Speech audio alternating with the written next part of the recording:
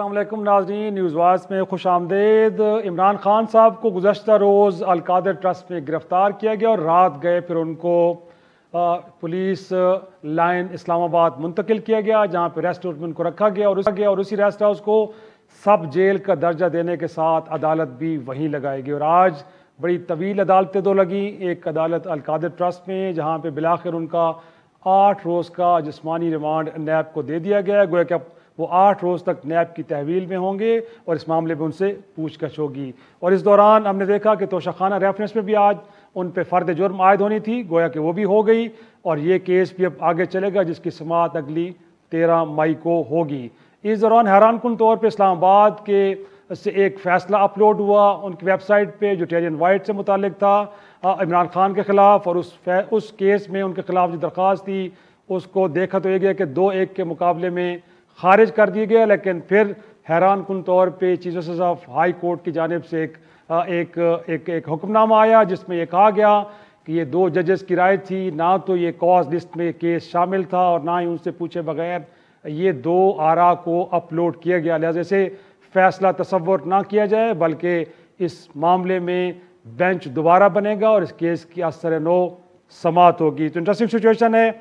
इस दौरान हमने नाजरीन देखा कि मुल्क भर में इमरान खान साहब की गिरफ्तारी को लेके मुजाहरे हो रहे हैं और बड़े मुश्तइल किस्म के लोग बाहर निकले हैं जो सरकारी अमलाक को, निजी अमलाक को नुकसान पहुँचा रहे हैं।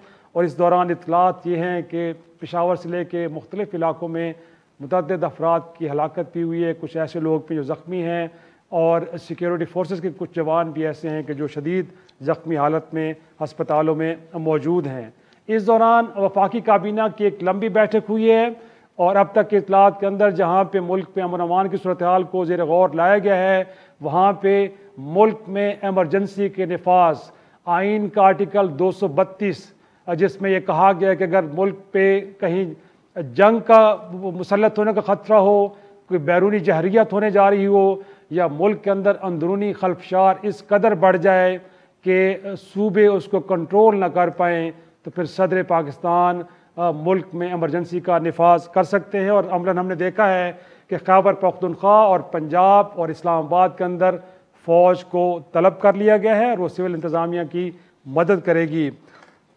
इस दौरान नाज़रीन हमने देखा कि तहरीक इंसाफ की जो सेकंड टियर की क़यादत है, उसमें जो सेक्रेटरी जनरल है असद उमर साहब, उनको गिरफ़्तार कर लिया गया है। शाह मोहम्मद कुरैशी साहब के बारे में भी अभी तक अनकन्फर्म्ड इत्तलात हैं कि शायद वो भी गिरफ़्तार हो चुके हैं। और इस दौरान जो मुसल्लह फ़ौज है उनकी जानिब से एक बड़ा शदीद रद्द-ए-अमल देखने को मिला है।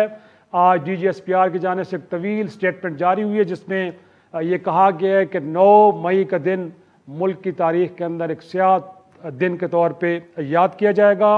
और ये भी कहा गया कि कल जो गिरफ्तारी PTI के चेयरमैन की हुई है वो आइन और कानून के मुताबिक हुई है, लेकिन उसके बाद जो रिएक्शन था वो सोचे समझे मंसूबे के तहत था और उसके तहत मुसल्लह फ़ौज के अमलाक को, तनसीबात को निशाना बनाया गया और पाक फ़ौज के ख़िलाफ़ नारेबाजी करवाई गई। उन्होंने कहा कि एक ऐसा सियासी टोला कि जो इक़्तिदार के हवस में लोगों के जज्बात से खेल रहा है और बुनियादी तौर पे मकासद हासिल करने के लिए वो चाह रहा है कि मुसल्लह फ़ौज और अवाम एक दूसरे के सामने खड़ी हो जाएं। लेकिन मुसल्लह फ़ौज ने अपनी रिवायात को बालाए ताक रख के बर्दाश्त और तहम्मुल का मुजाहरा किया। लेकिन साथ में ये भी कहा गया है कि पार्टी के अंदर वो लोग कि जिन्होंने एक मंसूबे के तहत ये सब कुछ किया है, उन लोगों की शनाख्त हो चुकी है, उन बलवाइयों की शनाख्त हो चुकी है और इन लोगों के ख़िलाफ़ कानूनी कार्रवाई की जाएगी और अपने अंजाम के लिए वो तैयार हो जाएं। साथ में ये भी किया गया कि एनफ इज़ एनफ, इसके बाद अगर फ़ौजी तनसीबात को निशाना बनाया गया तो फिर एक शदीद रद्द-ए-अमल देखने को मिलेगा और उन लोगों के साथ आइनी हाथों के साथ निपटा जाएगा जो मुल्क के अंदर खाना जंगी की फ़िज़ा पैदा करना चाह रहे हैं। नाज़रीन, इस वक्त सूरत हाल बड़ी एक तरह से तशवीशनाक है और जैसे मैंने अपने इब्तिदाई में बताया कि मुख्तलिफ़ ऑप्शंस पे गौर हो रहा है। मुल्क का हर इदारा, हर ज़िम्मेदार जो लोग हैं और साथ में आम आदमी सब परेशान है। आज अगर वफाकी दारुल हुकूमत और रावलपिंडी की हम बात करें तो सड़कों पे एक सन्नाटे का समा था, लोग घरों में एक तरह से मुक़य्यद होकर रह गए हैं और एक अजीब सा खौफ है जो हर तरफ हमें देखने को मिल रहा है। सिचुएशन किस तरफ जाएगी और इसको कैसे डिफ्यूज़ किया जाए, हम इसको डिस्कस डिबेट करेंगे। और मेरे साथ मौजूद हैं डॉन के प्राइम टाइम शो के मेज़बान आदिल शाहज़ेब साहब, बहुत शुक्रिया सर आप शरीक होने के लिए। और उनके साथ मौजूद हैं आमिर ज़िया, किसी तारुफ के मोहताज नहीं हैं, सीनियर सहाफ़ी तजज़ियाकार हैं। और आपने कहा कि क्योंकि लॉ एक्सपर्ट की भी यहाँ पे ओपिनियन लेनी चाहिए, तो इमरान शफीक साहब के जो साबिक स्पेशल प्रोसिक्यूटर नैब हैं वो भी हमारे साथ वीडियो लिंक पे मौजूद हैं। आदिल, सबसे पहले आपकी तरफ आऊँगा और थोड़ा सा साफियाना आपसे तजिया लेने की कोशिश करेंगे कि सिचुएशन अब तक की तो लग रही है, कल तक हम आप और मैं बात कर रहे थे कि रिएक्शन इतना को बड़ा नहीं है, लेकिन अब उसका स्केल कहीं बढ़ चुका है। और उसके बाद इदारों की जो कोशिश होती है कि सिचुएशन को डिफ्यूज़ करने के लिए इक़दाम किए जाएँ, आपको लग रहा है कि आज के दिन में अगरचे कोई 10 प्रेस कॉन्फ्रेंसेस भी हुकूमत की जानिब से हुई हैं और कुछ कंसल्टेशन में भी गए हैं, लेकिन कुछ ऐसी चीज़ें देखने को मिलेंगी जिससे लगेगा कि इसके बाद अब चीज़ें बेहतरी की तरफ जाएंगी कि नहीं, हालात और आपको लगता है कि ख़राबी की तरफ जाएंगे? शिराज साहब, मेरे ख्याल में अगर हम इदारों के पॉइंट ऑफ व्यू से सोचें तो डिफ्यूज़ करने से तो मामला अब काफ़ी आगे निकल गया, क्योंकि जिस तरह से कल हमने देखा अटैक्स हुए कोर कमांडर लाहौर और फिर GHQ और फिर आप पेशावर देखें, और जहाँ जहाँ पे ये 75 सालों में हमने नहीं देखा था। Zulfikar Ali Bhutto was executed, Bibi was killed, लेकिन पीपल्स पार्टी ने तो कभी ऐसा नहीं किया। उनके कारकुनान ने खुदसूजी कर ली, लेकिन वो इतनी हद तक आगे नहीं बढ़े। अब इसमें देखें मामला क्या है। मामला ये है कि तहरीक इंसाफ ने पिछले 1 साल में जो सियासत की है ना, उसका रिजल्ट अभी हमें देखने को मिल रहा है। ये पूरा एक प्लान करके देखें, इमरान खान साहब की इतनी प्रिपरेशन थी कि जब मैं अरेस्ट हूँगा तो ये वाली वीडियो आपने रिलीज करनी है। उसके बाद उन्हें पूरा पता था, तो ये प्री प्लान सारे इनकी जो ऑडियो लीक्स अब आ रही हैं। तो अब एक पार्टी जब इस हद तक चली जाती है, मैं इदारों के पॉइंट ऑफ व्यू से बात कर रहा हूं, तो अब इदारों ने अपनी रेट इस्टेब्लिश करनी है, क्योंकि अगर कोर कमांडर हाउस में 150-200 लोग घुस जाते हैं और जो वहां पे हशर नशर हुआ, जो वीडियोज आई, ज्यादा डिटेल में हम नहीं जाने चाहते, उससे मैसेज ये किए जा रहा है कि आपके मुल्क में स्टेट की रेट जो है वो ख़त्म हो चुकी है। तो पहले तो मेरे ख्याल में इदारे ये सोचेंगे कि हमने अपनी रेट जो है वो इस्टेब्लिश करनी है, और उसमें आप देखें कि PTI की सेकंड टियर लीडरशिप जो है उनके अरेस्ट शुरू हो गए हैं। अब इस तरह से अरेस्ट वगैरह तो होने नहीं चाहिए, सियासी और जमहूरी तरीके से मामलात को आगे बढ़ाना चाहिए, लेकिन उससे मामला अब आगे निकल चुका है। अब सिर्फ अगर हुकूमत की आप बात करें तो मेरे ख्याल में हुकूमत प्रेस कॉन्फ्रेंसेस से बढ़कर कुछ कर सकती थी। कल पूरा दिन आपको हुकूमत नजर नहीं आई। प्राइम मिनिस्टर साहब ने अपना जो लंदन का विजिट है वो एक्सटेंड, वो आज ही पहुंचे। आज भी उन्होंने जी एक मीटिंग की है काबीना की, और आके प्रेस कॉन्फ्रेंसेस और ये सारी चीजें शुरू कर देंगे। इस वक्त हालात जिस तरफ जा चुके हैं, तो मेरे ख्याल में ये तो इमरजेंसी तकरीबन डिक्लेयर हो चुकी है। जब आपके KP में फौज आ गई है, इस्लामाबाद में आने वाली है, पंजाब में आने वाली है, तो ये मामला अब आगे कैसे बढ़ेगा। और मैं जो फोरसी कर रहा हूं, अगर आप मुझसे मेरा तजिया पूछे, तो मेरे ख्याल में तहरीक इंसाफ के लिए अब सियासी और आईनी मुश्किलात इतनी बढ़ जाएंगी कि उनके लिए ऑपरेट करना मुश्किल हो जाएगा, क्योंकि तहरीक इंसाफ अगर इस तरीके से ऑपरेट करेगी, अब देखें हुआ क्या है कि तहरीक इंसाफ और फौज जो है वो बिल्कुल आमने सामने आ गई है। और तहरीक इंसाफ जब ये कहती है कि ये PDM ने ये किया है, हमें धकेल दिया है, नहीं जी, इमरान खान साहब की जो उससे पहले वीडियो आई थी जिसमें हाजिर सर्विस अफसरान के खिलाफ वो कत्ल के इल्जामात लगा रहे थे, फिर ISPR की प्रेस रिलीज आती है, फिर इमरान खान दोबारा वो इल्जामात रिपीट करते हैं, तो क्या PDM ने इमरान खान साहब को कहा था कि आप ये सारी चीजें करें? तो वो खुद मामलात को उस नहज तक ले गए हैं कि उन्होंने फौज के पास कोई ऑप्शन इस वक्त छोड़ा नहीं है। देखिए कल जो हमने देखा, एक अनप्रेसिडेंटेड रिस्ट्रेंट का मुजाहरा जो फौज ने किया। आप एक कोर कमांडर हाउस या GHQ पे जाते हैं और वहां गोली नहीं चलती, वहां कुछ और नहीं होता और मामला डिफ्यूज हो जाता है, इससे ज्यादा रिस्ट्रेंट तो फौज शो नहीं कर सकती। लेकिन अब हालात आउट ऑफ कंट्रोल होते जा रहे हैं।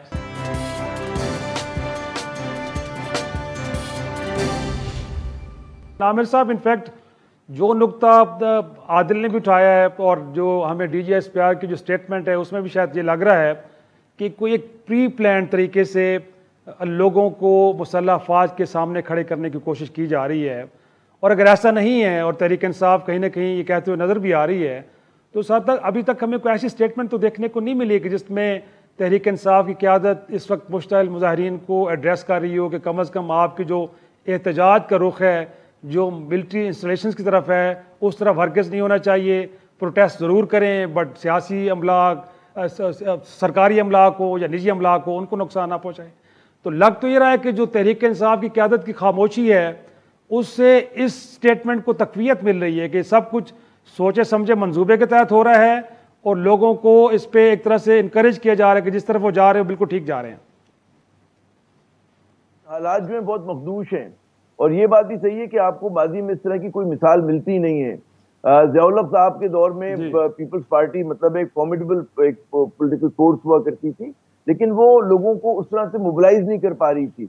भुट्टो साहब की एग्जीक्यूशन मतलब अगर आप पढ़ें, लोगों से, जमाने के लोगों से बात करें, खुदसोजी हुई थी, लेकिन कोई पब्लिक पार्टिसिपेशन नहीं हो रही थी बड़े शहरों में। फिर उसके बाद देही सिंध में हमने देखा 1983 के अंदर जो है एक उबाल आया था 83 में 2-3 महीने के लिए, जिसके खिलाफ फौजी ऑपरेशन हुआ था, लेकिन अवामी पजीराई बड़े शहरों के अंदर आपको नहीं नजर आई थी। वर्कर निकल रहा था लेकिन वो इतनी बड़ी तादाद नहीं होती थी कि कोई प्रॉब्लम बन सके।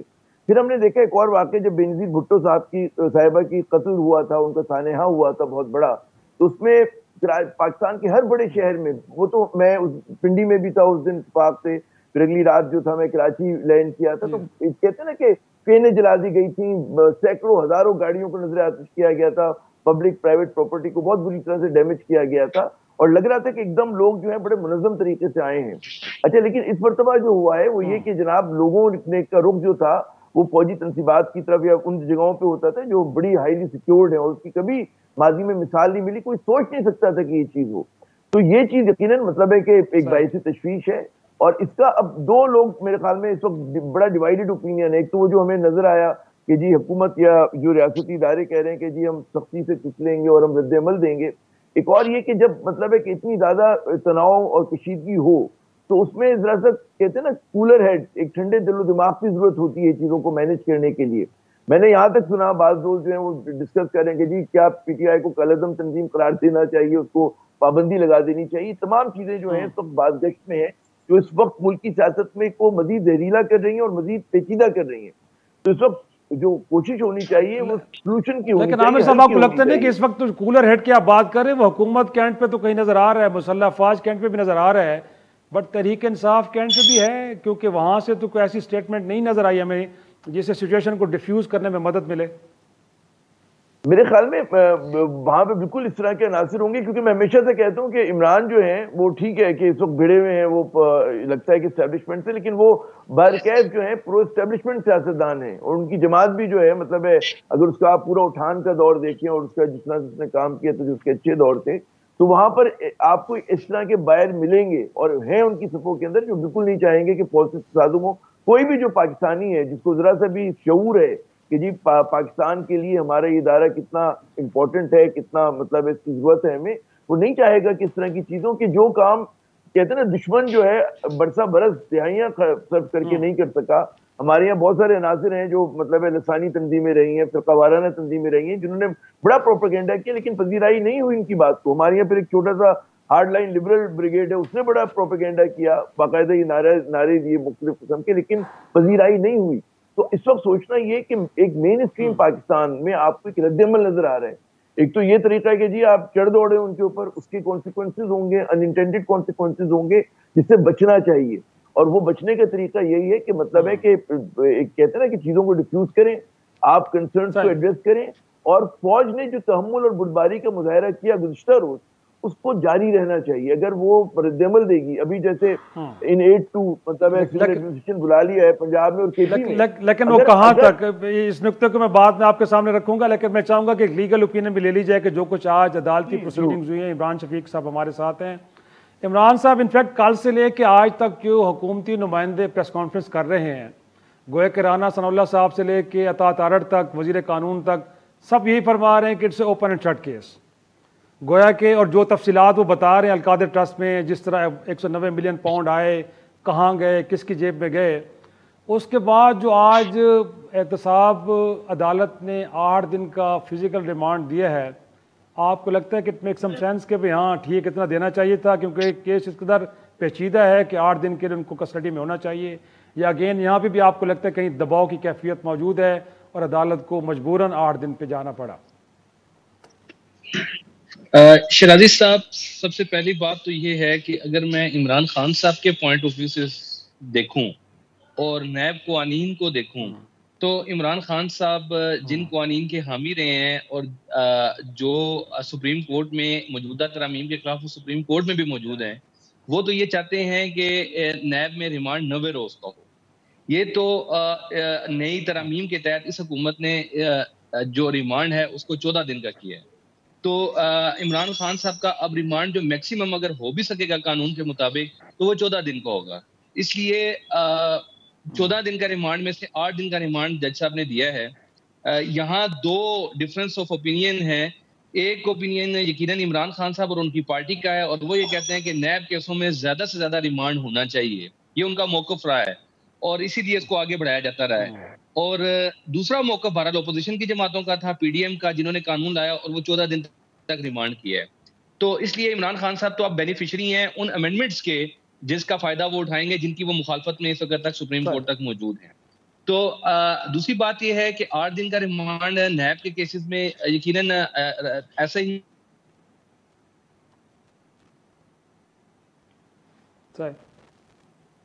होता है कि इतना रिमांड बिल उमूम दे दिया जाता है।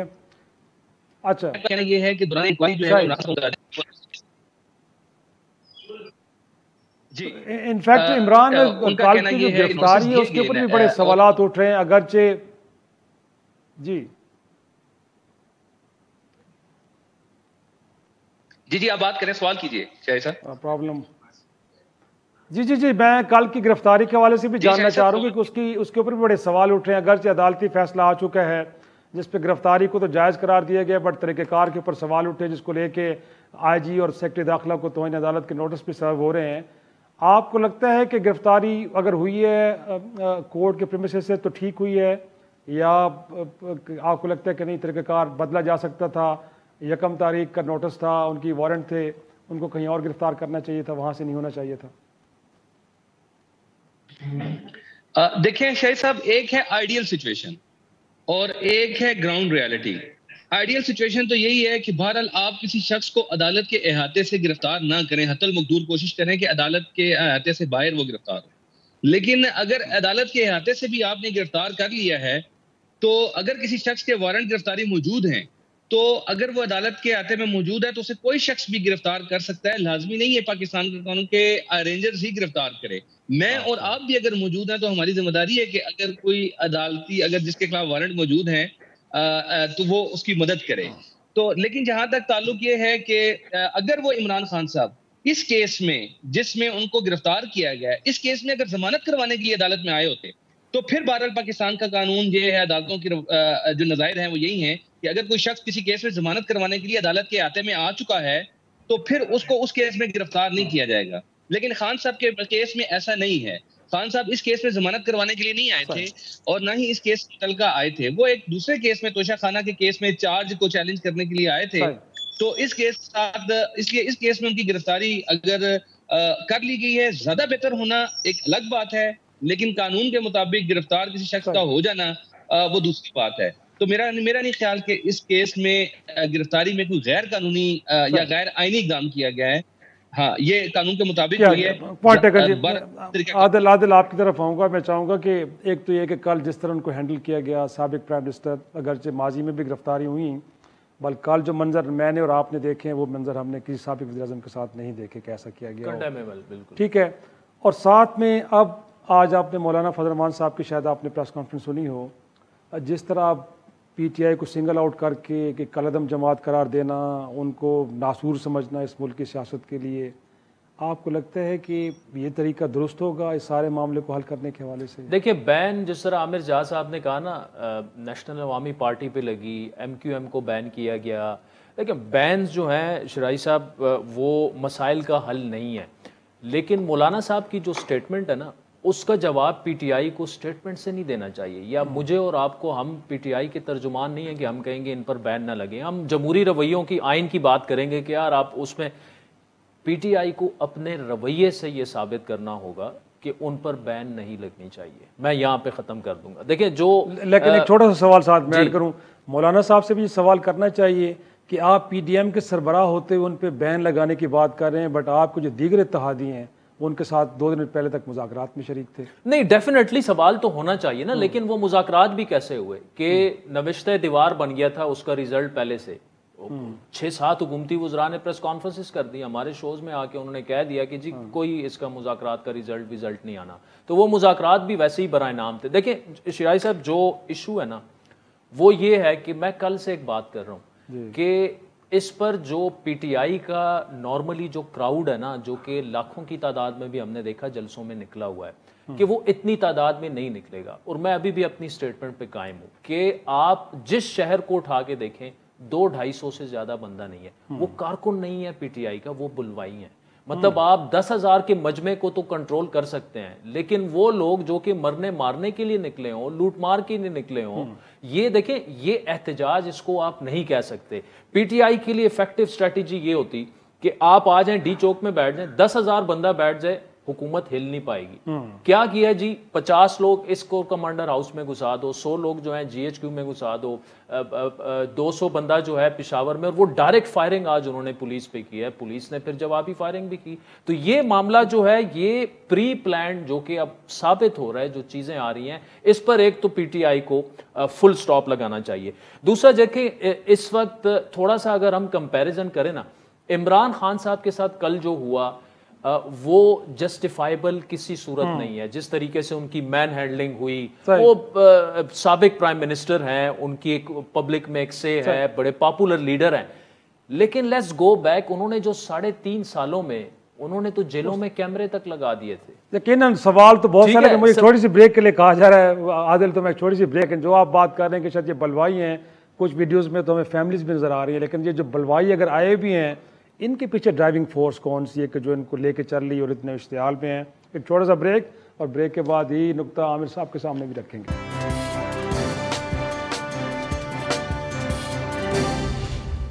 आदिल, आप अपना आर्गूमेंट कंप्लीट कीजिए। 3.5 बरसों की कहानी आप कुछ करना चाह रहे हैं, जो हम कई दफा सुन भी चुके हैं वैसे तो। नहीं, उसमें देखिए, to cut the story short, मैं सिर्फ एक कंपैरिजन आपको देता हूँ। एक तरफ एक साबिक प्राइम मिनिस्टर की मिस हैंडलिंग हो रही है, दूसरी तरफ एक साबिक प्राइम मिनिस्टर की बेटी का होटल का दरवाजा तोड़कर अंदर घुस जाया जाता है। तो उस दौर में तो बहुत सारे किस्से हुए हैं। ये तो अभी तो पीटीआई के साथ जो हो रहा है, जो उनके साथ हुआ साबिक अपोजिशन के साथ, वो तो अभी 10%, वो भी गलत हो रहा था, ये भी गलत हो रहा है। तो अब वे फॉरवर्ड क्या है? वे फॉरवर्ड ये है कि पीटीआई को अपने कॉन्डक्ट से पहले ये साबित करना है कि वो बुलवाइयों की पार्टी नहीं है। मैं ये बहुत बड़ी बात कर रहा हूँ शिराज साहब, लेकिन इस वक्त हमें, मेरा ख्याल है कि मुल्क का सोचना चाहिए। आईएमएफ के साथ आपकी डील तकरीबन नामुमकिन हो गई है, आप डिफॉल्ट करने जा रहे हैं। डॉलर आज 6-7 रुपए जो है, मोडीज की आप देख लें, तो हम क्या करेंगे? हम बेचते क्या हैं, हम खाएंगे क्या? इस वक्त देखें, मुल्क जो है ना, लॉ एंड ऑर्डर की सिचुएशन इस वक्त जहां पहुंच गई है, मुझे मेरी जिंदगी में तो नहीं याद कि इतना मामला, आखिरी दफा फौज कब आई थी, मेरा ख्याल है कि कराची में जो कर्फ्यू वगैरह लगा था वो भी 90s की बात है। इस वक्त आपके तकरीबन 70-80% मुल्क में फौज तो आ गई है ना। तो इसके बाद तो सिर्फ इमरजेंसी, वो कल नदीम अफजल चंद साहब ने बड़ी बात की, वो बड़ी ज़बरदस्त बात की थी कि मवाद तो हमने काफ़ी फराम कर दिया मार्शल लॉ का, अब उनकी मेहरबानी अगर वो नहीं लगाते तो। लेकिन काश इलेक्शन के लिए भी आ जाते तो मेरे ख्याल में ये सूरत हाल पैदा ना होती जो आज आ गए। वो अगर पहले सुप्रीम कोर्ट बुला रहे थे इलेक्शन के लिए, नहीं, यू हैव अ पॉइंट, लेकिन देखिए इलेक्शन क्या, इलेक्शन पंजाब का होना है ना। देखिए इमरान खान साहब ने इंप्रेशन क्या दिया है, इमरान खान साहब ने एक ले मैन के पॉइंट ऑफ व्यू से अगर मैं सोचूं, इमरान खान साहब ने इंप्रेशन ये दिया अपने कॉन्डक्ट से पिछले 1 सालों में कि या तो आप मुझे ताहयात हुक्मरान बनाए, या मैं मुल्क को भी चलने नहीं दूंगा, मैं किसी और को भी चलने नहीं दूंगा। आप कैसे, कौमी असम्बली टेन्योर पूरा हो रहा है 12 अगस्त को, आप जबरदस्ती उसको डिसॉल्व करवा के इलेक्शन। आमिर साहब, वाकई आपको भी लगता है कि ये तर्ज अमल है इमरान खान साहब का कि अगर मैं नहीं तो फिर कुछ नहीं हो? और फिर जो आदिल ने बात की कि इस वक्त जो तोड़ फोड़ इश्तियाल फैला रहे हैं ये कुछ बलवाई हैं, इनका पीटीआई से कोई ताल्लुक नहीं है, तो अगर ऐसा है तो उनके पीछे फिर ड्राइविंग फोर्स की है क्या है? और साथ में एक और सवाल भी जोड़ दूं कि क्या आपको कुछ सिमिलैरिटीज़ नज़र आ रही हैं आज के हालात में और 71 के हालात में? देखिए पहली बात तो ये कि म्यान रवि की जरूरत है इस वक्त पाकिस्तान को, बहुत जरूरत, और वो तमाम प्लेयर्स की तरफ से, पीटीआई हो, हुकूमत हो, मिलिट्री एस्टेब्लिशमेंट हो, सबको म्यान रवि के साथ चलना चाहिए, पहली बात।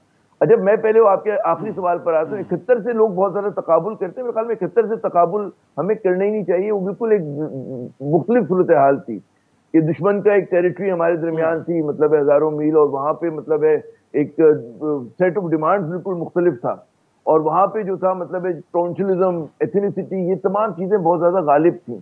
तो मैं नहीं समझता कि पाकिस्तान यकीनन खतरे में आज, लेकिन खतरे की नौयत मुख्तलिफ है, उसका मुआवजा हम 71 से नहीं कर सकते। आज का खतरा दूसरी तरह का है। आज का खतरा ये कि हम अंदर से इम्प्लोड ना कर जाएं। पहले तो ये था ना कि दुश्मन मिल गया था, मतलब भारत मिल गया था, जो उस वक्त के सक्सेशनिस्ट लोग थे, जो अलहदगी पसंद थे, मिला और उसने एग्जीक्यूट कर दिया। हमारे पास अब खतरा ये कि हम लोग इम्प्लोड ना कर जाए, हम आपस में बाहम दस्तो गरेबा ना हो जाएं। और देखिए यहाँ पे भी कोई ऐसा नहीं चल रहा कि कोई प्रोविंशियल लड़ाई हो रही हो, कि मतलब सुबाइयत हो, उसमें एथनिसिटी हो, उसमें फिरकावारियत हो, ऐसा नहीं हो सकता, ऐसा नहीं हो रहा। आप ये समझे कि पीटीआई के जो सपोर्टर हैं वो नेशनलिस्ट पाकिस्तानी है, वो उतना ही पाकिस्तानी है जितना किसी और पॉलिटिकल जमात का, बल्कि मैं कहूँ क्योंकि सेंट्रिस्ट मैं कहता हूँ पीटीआई को। पीटीआई ज़ाहिर है कि लेफ्ट और राइट पे नहीं आती, वो सेंटर में आती है, तो सेंट्रिस्ट पाकिस्तानियों की नुमाइंदा जमात है वो, और उसमें middle class, upper middle class, professional Pakistani और ज़ाहिर है कि वर्किंग क्लास भी उसके साथ है, और वहाँ की लीडरशिप की से बहुत ज्यादा है। अब जो अभी आदिल ने बड़ी अच्छी बात की कि जी मैशत हमारी बिल्कुल पटरा बैठ गया, तो फिर हम पूछेंगे कि ये जो अरस्तू इस हुकूमत को चला रहे हैं कि भाई आप अपनी टाइमिंग तो देखें। इमरान को अरेस्ट करने की आपका इस वक्त तवज्जो ये होनी चाहिए थी कि हम पॉलिटिकल टेंशन को, तनाव को दूर करें और हम इकोनॉमिक एजेंडे पे अमल दरामद करें। लेकिन हमने देखा कि हमारे जो हुकूमत के अरकान है उनके तो पॉलिटिकल डिस्कोर्स में इकोनॉमिक एजेंडा है ही नहीं, रिफॉर्म की तो बात ही नहीं करते। आप या तो रोड मैप लेकर आते, एक बड़ी एक कहते हैं ना कि अगर आपको किसी चीज को डिस्कशन को किसी और तरफ लेके जाना है तो आप एक इकोनॉमिक एजेंडे पे बात करते, सिर्फ मसाइल पे बात ना करते, सोल्यूशन भी लेकर आते। अब सोल्यूशन तो है नहीं इनके पास। हुकूमत की पॉलिसी बैग एंड बोरो की है। बैग एंड बोरो दुनिया में कोई पॉलिसी नहीं होती। आप लेकर आ जाए $4 अरब, वो 2 महीने में 3 महीने में खत्म हो जाएंगे आपके, जब तक आप रिफॉर्म नहीं करेंगे। और रिफॉर्म के लिए पहली जरूरत पॉलिटिकल स्टेबिलिटी की होती है। पॉलिटिकल स्टेबिलिटी का आगाज गैर नुमाइंदा हुकूमत से नहीं होता, मोहसिन नकवी की हुकूमत से नहीं होता, उसका आगाज जो होता है नुमाइंदा हुकूमत से होता है।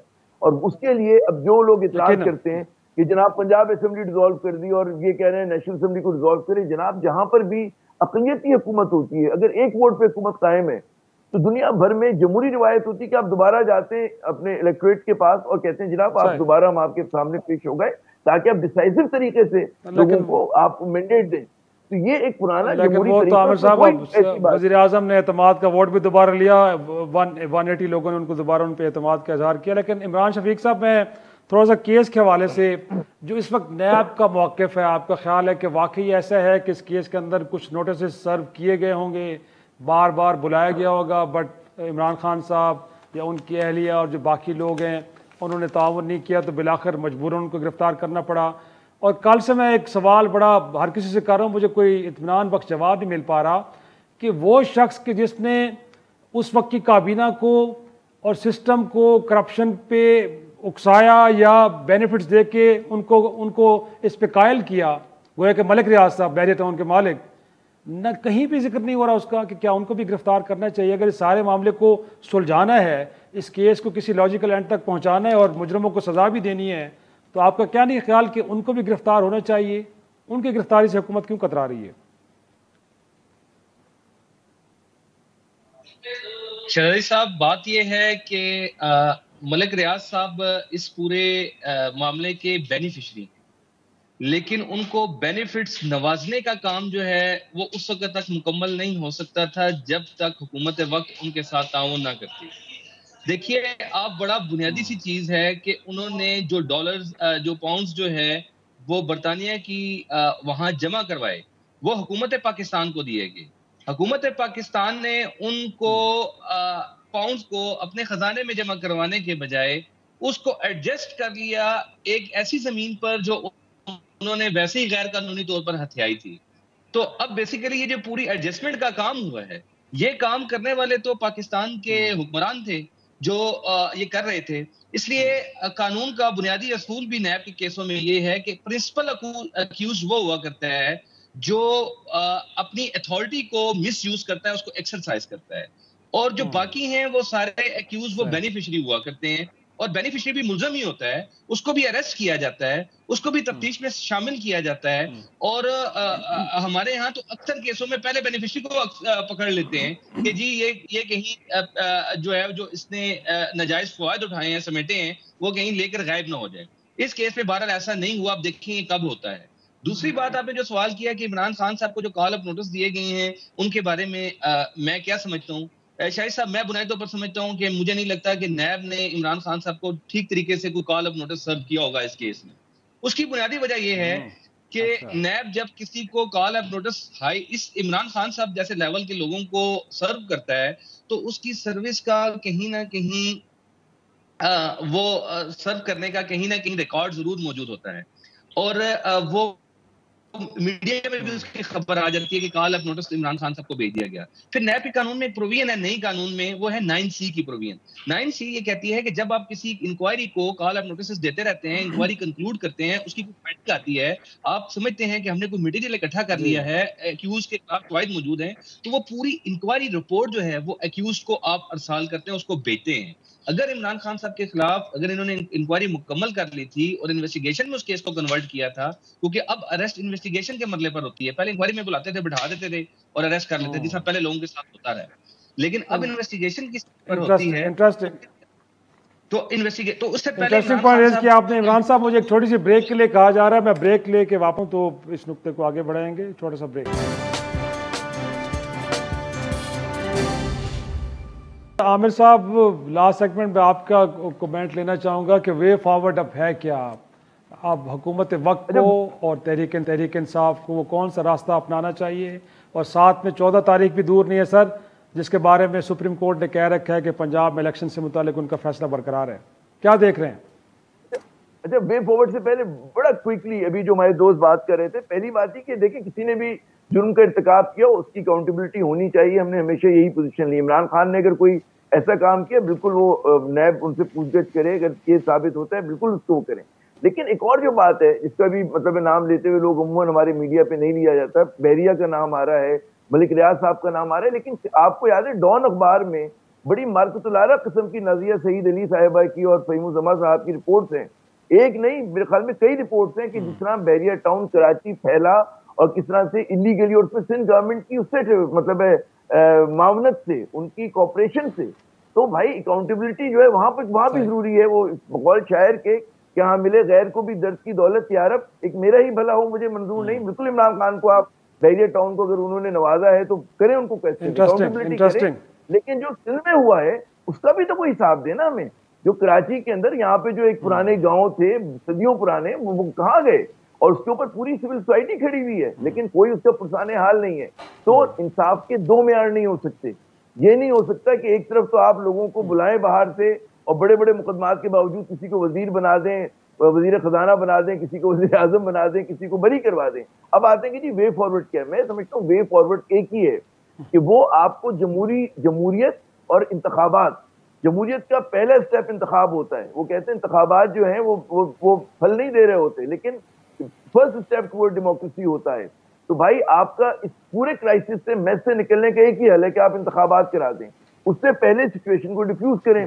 उसमें इदारे बजाय इसके कि पार्टिजन नजर आए, इदारे हकीकतन उनको न्यूट्रल नजर आना चाहिए, चाहे वो सुप्रीम कोर्ट हो, चाहे इलेक्शन कमीशन ऑफ पाकिस्तान हो, चाहे वो हमारी पाक फौज हो। उनका तो स्टांस भी है कि हम न्यूट्रल हैं, लेकिन अगर अवाम के सामने आप खड़े होते हैं, देखिए एक पॉपुलर वेव चल रही है, उसकी गवाही जो है पाकिस्तानी डायस्पोरा दे रहा है कि लंदन में भी मुजाहरा हो रहा है, न्यूयॉर्क में भी हो रहा है, कनाडा में भी हो रहा है। तो भाई इस वक्त आप समझे हत्ता कि दुबई में भी, तो अगर ये सिचुएशन है और एक पढ़े लिखे पाकिस्तानियों से आप कराची जैसे शहर में बात कर लें, मैं तो यहाँ की मिसाल दे सकता हूँ कि वो लोग तो वो क्यों इस वक्त नाराज हैं।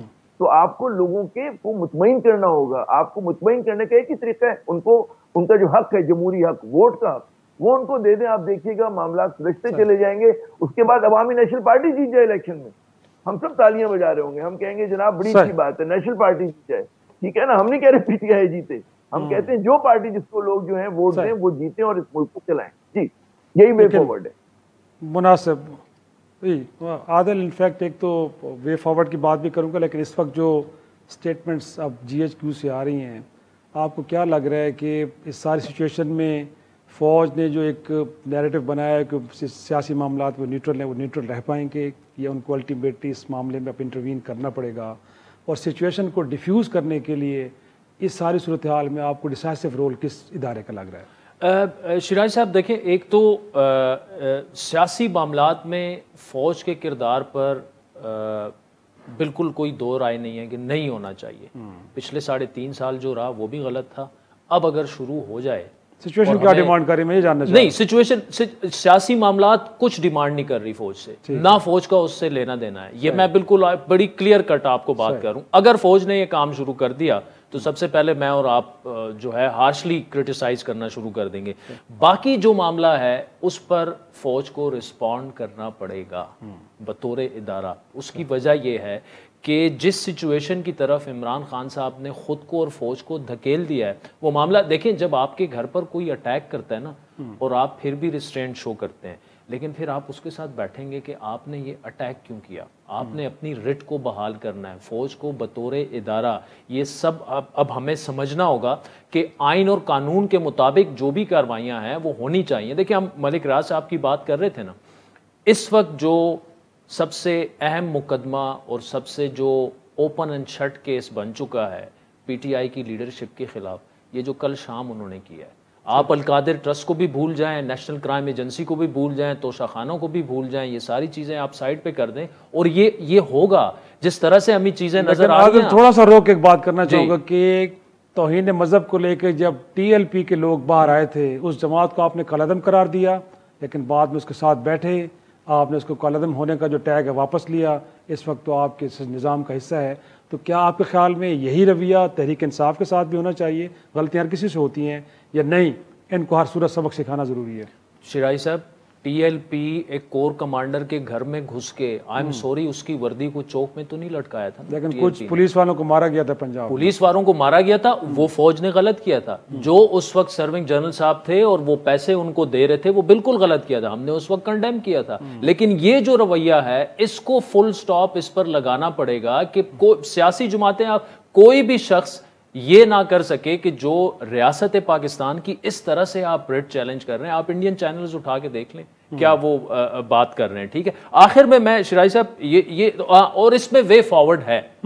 वे फॉरवर्ड ये है कि पीटीआई को अपने कॉन्डक्ट से शो करना है कि वो रियासत पाकिस्तान और आईन पाकिस्तान के ताबे रहकर सियासत करना चाहती है, और इमरान खान साहब को भी ये शो करना है कि जो जनरल बाजवा ने 2018 में जिस चीज़ की उन्हें मावराए आइन आदत डाल दी थी, आरटीएस फेल करवा के उनको इक्तदार में लाया, अब वो टाइम चला गया है। इलेक्शंस हों, शफाफ इंतखाबात हों, अवाम अगर इमरान खान साहब को मुंतखब करें, हम सबको उन्हें सलूट करना होगा बतौर मुंतखब वज़ीर आज़म। और आखिरी 10 सेकंड में कि मलिक रियाज साहब की ये वाहिद चैनल है, जब हम बात करते हैं तो वो बीप नहीं होता। 190 मिलियन पाउंड जो हैं हुकूमत पाकिस्तान को हवाले किए बरतानवी क्राइम एजेंसी ने, वो उठा के आपने मलिक रियाज की जेब में डाल दिए। इसका जवाब आना चाहिए। यकीनन इसी गुड नोट पे आज का शो खत्म करते हैं। इजाजत दीजिए।